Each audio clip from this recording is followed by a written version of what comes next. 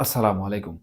বাংলাদেশের রাজনৈতিক প্রেক্ষাপট বা রাজনীতির রদবদলের ইতিহাসগুলো যদি আমরা লক্ষ্য করি, তাহলে একটি জিনিস সুস্পষ্টভাবে আমরা লক্ষ্য করি এবং সেটি হচ্ছে ক্ষমতা দীর্ঘায়িত করার প্রবণতা বা ক্ষমতা ধরে রাখার প্রবণতা কিন্তু এখানে সবথেকে বেশি। অর্থাৎ যে রাজনৈতিক দলই পট পরিবর্তনের মাধ্যমে ক্ষমতায় আসুক না কেন অথবা কোনো অরাজনৈতিক দলও যদি ক্ষমতায় আসে, তাহলে তাদের মধ্যেও কিন্তু ক্ষমতা ধরে রাখার বা নিজেদের ক্ষমতা দীর্ঘায়িত করার একটি প্রবণতা কিন্তু সবসময় বিদ্যমান ছিল। সেটা হোক তত্ত্বাবধায়ক সরকার, হোক কোনো রাজনৈতিক দল যারা জাতীয় নির্বাচনের মাধ্যমে জনমত প্রাপ্ত হয়ে সরকার গঠন করেছে সেই সরকার, অথবা বর্তমান প্রেক্ষাপটে যদি আমরা অন্তর্বর্তীকালীন সরকারের মতো একটি বিশদ সরকার প্রেক্ষাপট লক্ষ্য করি, তাহলে দেখতে পাই একই অবস্থা কিন্তু বিরাজমান।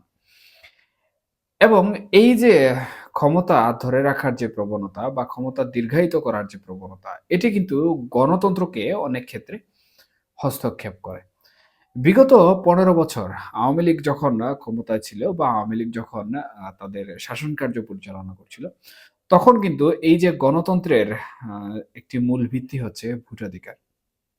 এবং তাদের পতনের পেছনে সবথেকে বড় যে ভূমিকাটি রয়েছে সেটি হচ্ছে এই ভোটাধিকার হরণ। অর্থাৎ জনগণ গণতান্ত্রিক প্রক্রিয়ায় যে ভোট প্রয়োগ করে, সেই ভোটাধিকার প্রক্রিয়া কিন্তু আওয়ামী লীগের সর্বশেষ যে নির্বাচন হয়েছে, সেই নির্বাচনে কিন্তু কোনোভাবেই লক্ষ্য করা যায়নি। অনেকাংশে দেখা গেছে যে জনগণ তাদের যে ভোটাধিকার, সেই ভোটাধিকার প্রয়োগ করতে অনীহা প্রকাশ করেছেন।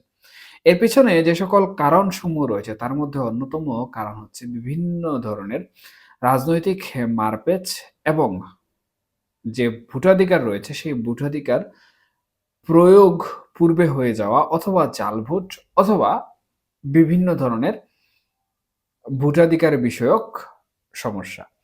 এবং এই সমস্যাগুলো সাধারণত জনগণকে সেই সময়ে তাদের যে ভোটাধিকার রয়েছে সেই ভোটাধিকার থেকে অনেকটাই দূরে সরিয়ে রেখেছিল। যার ফলশ্রুতিতে কিন্তু এই যে বর্তমানে আওয়ামী লীগ সরকারের উপর যে একটি স্বৈরশাসক বা স্বৈরাচার শব্দ ব্যবহার করা হচ্ছে। মূলত এই ভোটাধিকার হনন করার কারণেই কিন্তু এইটি একটি বা এই তকমাটি কিন্তু অনায়াসে দিয়ে দেওয়ার সুযোগ হচ্ছে।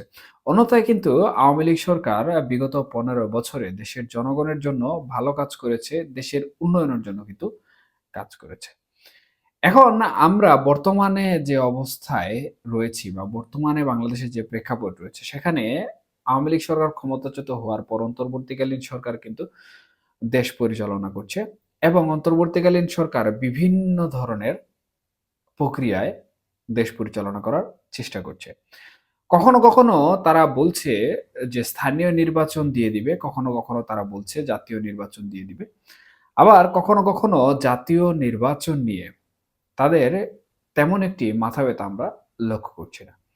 তবে এর পেছনে আন্তর্জাতিক চাপও রয়েছে। আন্তর্জাতিক বিভিন্ন কূটকৌশল এবং রাজনীতিও কিন্তু রয়েছে। তবে বিগত কিছুদিনের মধ্যে যে আন্তর্জাতিক রাজনীতি বাংলাদেশকে নিয়ে চড়াও-উতরাওয়ের রাস্তায় চলে এসেছে সেটি আমরা সবাই কমবেশ লক্ষ্য করেছি।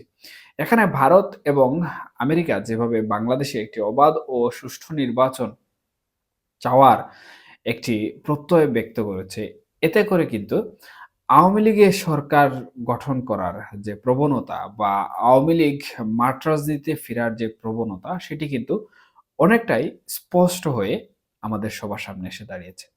অর্থাৎ একটি অবাধ ও সুষ্ঠু নির্বাচন যদি আন্তর্জাতিক হস্তক্ষেপের মাধ্যমে দেশের অভ্যন্তরীণ নির্বাচন অনুষ্ঠিত হয়, সেক্ষেত্রে এই নির্বাচনকে সুষ্ঠু করার লক্ষ্যে সাধারণত বাংলাদেশে যে সকল রাজনৈতিক দল রয়েছে, সেগুলোকে সবাইকে একসাথে নিয়ে কিন্তু করতে হবে। অন্যথায় আন্তর্জাতিকভাবে এই রাজনীতি, এই নির্বাচন কিন্তু গ্রহণযোগ্যতা লাভ করবে না। সেই হিসাবে এখানে আওয়ামী লীগের বর্তমান যে পরিস্থিতি রয়েছে অর্থাৎ ক্ষমতায় চ্যুত হওয়ার পর আওয়ামী লীগ কিন্তু মাঠ রাজনীতিতে কোনোভাবে ফিরতে পারছিল না। এটি কিন্তু আওয়ামী লীগের পক্ষে একটি গুরুত্বপূর্ণ পদক্ষেপ এবং এই পদক্ষেপের মাধ্যমে কিন্তু আওয়ামী লীগ মাঠ রাজনীতিতে ফিরে আসতে পারবে এবং নির্বাচনে অংশগ্রহণ করতে পারবে বলে অনেকেই ধারণা করছে। এবং এই বিষয়টিকে সাধারণত বর্তমানে বিএনপি খুব জটিলভাবে আমলে নিয়েছে। যার ফলশ্রুতিতে আমরা দেখতে পাচ্ছি যে বিএনপি খুবই দ্রুত নির্বাচন চাচ্ছে। এমনকি তারা বলেছে যে এই জুলাই এবং আগস্ট মাসের মধ্যেই অন্তর্বর্তীকালীন সরকার নির্বাচন দিতে পারবে। এর পেছনে আসলে যেটি কাজ করছে সেটি হচ্ছে মূলত যদি আওয়ামী লীগ নির্বাচনে অংশগ্রহণ করে সেক্ষেত্রে কিন্তু বিএনপি বা অন্যান্য রাজনৈতিক দলের জন্য পাশ করা নির্বাচনে জয়লাভ করা কিংবা নির্বাচনে পরাজিত হওয়া বিষয়টি মুখ্য না হলেও রাজনীতির যে একটি পরিবেশ রয়েছে সেটি কিন্তু ব্যাপক পরিবর্তন হবে। এবং আওয়ামী লীগকে বাদ দিয়ে যদি নির্বাচন করা যায় তাহলে বাংলাদেশে বর্তমানে একমাত্র দল বিএনপি যারা অনায়াসে ক্ষমতায় যেতে পারবে। কিন্তু আওয়ামী লীগকে যদি নির্বাচনে কোনোভাবে যুক্ত করা হয় সেক্ষেত্রে কিন্তু এই যে ভোট রয়েছে বা জনমত রয়েছে বা ভোটাধিকার রয়েছে এবং বাংলাদেশের বর্তমান প্রেক্ষাপট যেভাবে পরিবর্তিত হচ্ছে এবং আওয়ামী লীগের জনমত যেভাবে বাড়ছে অথবা মানুষ যেভাবে আওয়ামী লীগকে ৫ আগস্ট যেভাবে ঘৃণা করত, বর্তমান দিনে কিন্তু তার থেকে দ্বিগুণ পরিমাণে ভালোবাসতে শুরু করছে। এবং এই ভালোবাসার বিষয়টাকে কিন্তু বিএনপি খুব গুরুত্ব সহকারে দেখছে এবং এই জনমতটাকে সাধারণত ভিত্তি করে বিএনপি অনেকটাই ভীতিগ্রস্ত। কারণ আওয়ামী লীগ এবং বিএনপি বাংলাদেশের সবথেকে বড় দুটি রাজনৈতিক দল এবং আওয়ামী লীগ যখন নির্বাচনে চলে আসবে বা নির্বাচনে অংশগ্রহণ করবে তখন স্বভাবতই বিএনপির নির্বাচনে জয়লাভ করা বর্তমানে অর্থাৎ আওয়ামী লীগ ব্যতীত যেরকম সহজ তখন কিন্তু এতটা সহজ থাকবে না। তখন এই যে বৃহৎ দুটি রাজনৈতিক দল এই দুটি রাজনৈতিক দলের মধ্যে কিন্তু হাড্ডাহাড্ডিভাবে লড়াই হবে এবং এই লড়াইয়ে কে জয়লাভ করবে বা কে পরাজিত হবে সেটি কিন্তু জনমতের উপর বা জনগণের গ্রহণযোগ্যতার উপর অনেকটা নির্ভর করে। তবে বিএনপির ভীতগ্রস্ত হওয়ার পেছনে বর্তমানে বিএনপির নেতাকর্মীদের যে সকল কর্মকাণ্ড উৎপাদন, উৎপীড়ন, নির্যাতন থেকে শুরু করে আমরা গণমাধ্যম সমূহে যে সকল কর্মকাণ্ড দেখতে পাচ্ছি সেগুলো কিন্তু অনেকটা প্রভাবিত করছে। এবং এর প্রভাবে বিএনপির যে জনমত ছিল সেগুলো কিন্তু কমে যাচ্ছে। অন্যদিকে অন্তর্বর্তীকালীন সরকারের বিভিন্ন বিষয়ক ব্যর্থতার কারণে বিগত ১৫ বছরের তুলনায় জনগণ কিন্তু বর্তমানে খারাপ অবস্থায় বসবাস করছে। যার ফলশ্রুতিতে এখানে আওয়ামী লীগের যে পূর্বের শাসনামল ছিল সেই শাসনামলের মানুষ প্রশংসা করছে এবং যারা সাধারণ মানুষ তারা সেই শাসনামলকে প্রাধান্য দিচ্ছে। এক্ষেত্রে আওয়ামী লীগকেই কিন্তু তারা চাচ্ছে বা আওয়ামী লীগকে তারা সমর্থন করছে। যার ফলশ্রুতিতে আওয়ামী লীগের জনমত কিন্তু বাড়ছে।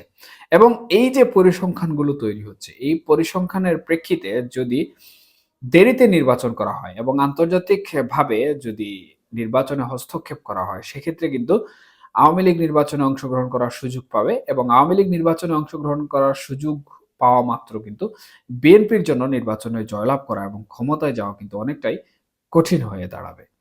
যার ফলশ্রুতিতে বিএনপি বর্তমানে চাচ্ছে দ্রুত নির্বাচন নিয়ে নিতে।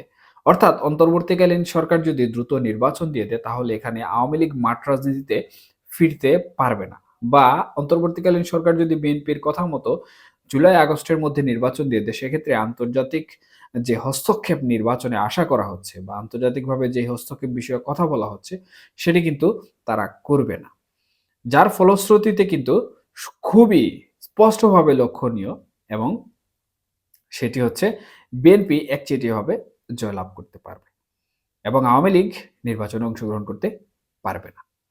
সুতরাং এখানে বিএনপির যেরকম পরাজিত হওয়ার ভয় রয়েছে ঠিক একইভাবে আওয়ামী লীগের নির্বাচনে অংশগ্রহণ করা বা আওয়ামী লীগের রাজনীতিতে ফিরে আসার বিষয়টিও কিন্তু এখানে প্রাধান্য পাচ্ছে। অর্থাৎ সময় যত বেশি যাবে আওয়ামী লীগ তত সক্রিয় হতে শুরু করবে এবং তাদের জনমত বৃদ্ধি করতেও কিন্তু তারা সক্ষম হবে।